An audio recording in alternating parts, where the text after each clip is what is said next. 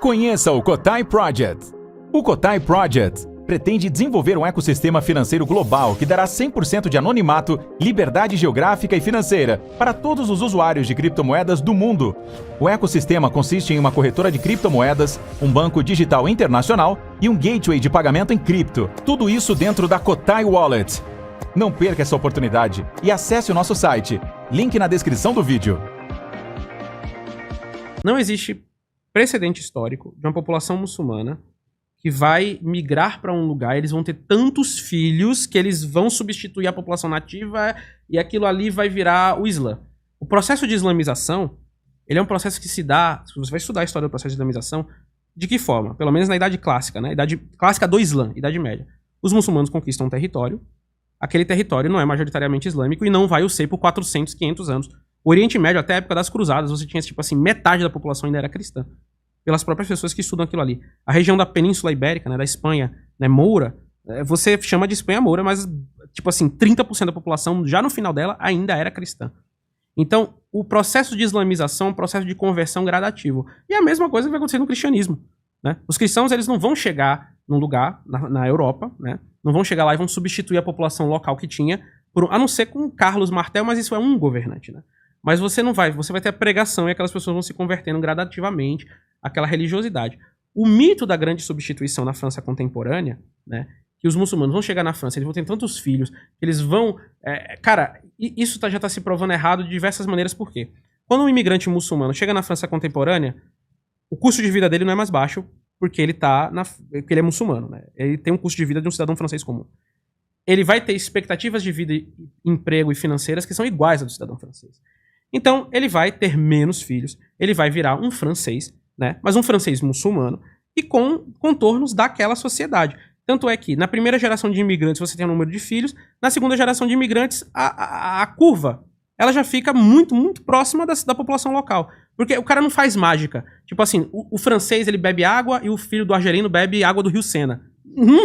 A água é cara do mesmo jeito para todo mundo, você tá entendendo? Sim. As condições de vida não permitem isso. Mas, entretanto, todavia, há uma forma de islamização que pode vir a acontecer.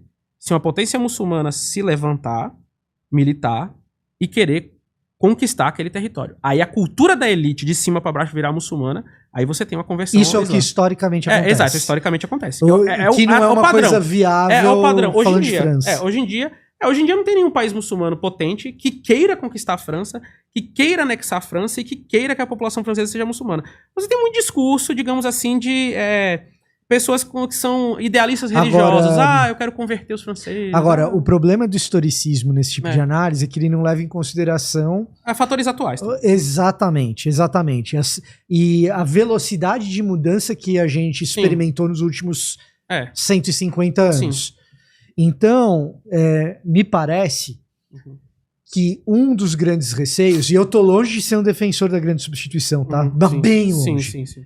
Mas me parece que um dos grandes receios é o seguinte, a secularização do muçulmano francês não está acontecendo. Sim. Acontece, mas não no ritmo que se esperava. Sim. Ele não vai virar ateu. Ele não vai beber bebida alcoólica e vai comemorar no Champs-Élysées. Isso. Ele não vai acontecer. E por outro lado, as outras religiões, e me parece que essa leitura a respeito do catolicismo, por exemplo, eu diria nem tanto sobre uma virilidade católica, mas eu diria sobre um catolicismo real e não apenas nominal. Sim. Tá? O que acontece? Entre francês secularizado e francês muçulmano praticante, você vai acabar vendo uma cor religiosa na França em que, para quem é religioso, o islamismo é bastante pronunciado. Maioria, não sei, mas bastante pronunciado. Com certeza. Hoje já é. O muçulmano faz a diferença quando ele está num ambiente, porque assim, o que a gente entende por religião aqui no Ocidente? É um conceito pós-iluminista do que é religião, né? É aquela prática que você vai para sua casa, quando sua avó morre, você acende uma vela, não sei o que. É diferente do reavivalismo cristão americano, tá? Mas exato. Eu tenho um ponto para contribuir nisso, mas fala primeiro que eu não quero te interromper. Exato. Então, não, mas assim, aí o muçulmano, ele já tem a religiosidade de uma forma totalmente diferente. Por exemplo, você é cristão? Sim. Então. No cristianismo, como é que você corta a unha? Cortando a unha. De quanto em quanto tempo? Quando tá grande. É isso, É isso. certo? Mas você considera cortar a unha uma prática religiosa? Não. Jesus ensinou como cortar a unha? Escovar os dentes, Jesus ensinou? Depilar as axilas. Faz. Acho que ele... Não. Então, isso não é religião pra você, certo? Acho que ele nem pensou nisso. Não, eu sei. Não. Bom, mas isso não é religião pra você, certo? Não. Pro muçulmano é. Você tá entendendo? Pro muçulmano, atos como cortar a unha, se depilar, se lavar, como usar o banheiro, como fazer todas as suas atividades diárias, são religiosas, são predeterminadas e têm uma tradição pra ser seguida. Não chega a ser no nível da halakha judaica, não chega a ser no nível das 6.000 mitzvot. Não é isso. Mas você tem religiosidade como algo que transcende o que se compreende como religião aqui no Ocidente, que é o fruto desse processo histórico de secularização. Então, quando o muçulmano vem para uma sociedade dessa, ele é visto, tipo, um muçulmano no lugar, ele já é 1.000 muçulmanos, porque ele está, tipo, você uma vela ali no meio queimando. A gente tem um paralelo brasileiro maravilhoso, você quer ver? Pode falar. Censo saiu. Uhum. O Brasil vai virar o evangelistão. Uhum. Porque os evangélicos. Porque 26%. Exato. Eu achei impressionante isso. Mas é isso, porque o evangélico, numa medida diferente, menos, mas o evangélico, ele carrega consigo essa valores. Mesma sensação social. As pessoas olham e falam... Tem em todo lugar evangélico. Tem em todo lugar evangélico. Você não ouvia Cassiane até 10 anos atrás. Agora você vai num lugar e... Até os memes são evangélicos. Na falta de uma, Damares tem duas. A ministra e a que canta Quem Te Viu Passar na prova e não te ajudou. Exato. Então,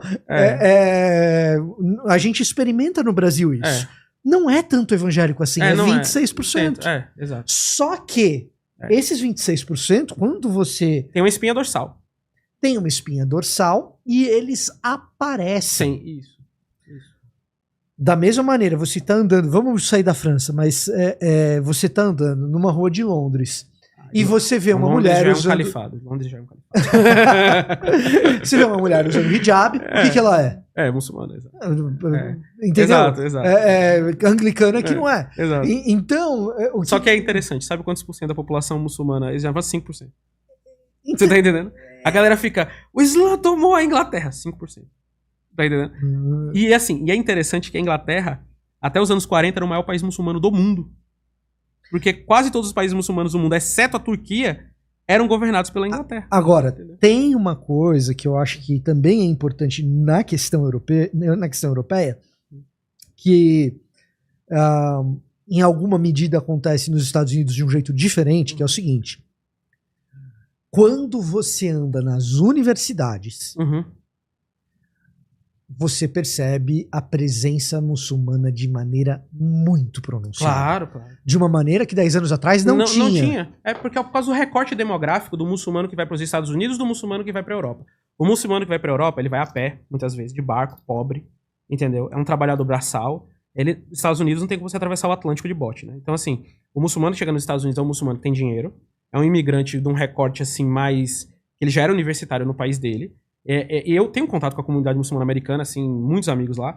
Então, uma das coisas que eu percebo é isso. O muçulmano americano, ele é um muçulmano de uma elite muçulmana intelectual. Então, uma parte imensa deles é liberal. Mas, assim, é liberal mesmo, liberalzão mesmo. Esquerda, liberal. Tá começando a tentar criar o que é que se chama de Akh-right. Akh em árabe significa irmão, né? Então, ao invés de alt-right, Akh-right, né? Que é a direita irmã muçulmana, mas não tá dando muito certo, porque, assim, a direita americana, ela já tem aquele pacote do ser anti-muçulmano. Então, não vão aceitar os muçulmanos dentro da direita americana. Mas, assim, é um recorte incrível. Mas existe o conservadorismo muçulmano que quer os valores conservadores e por isso...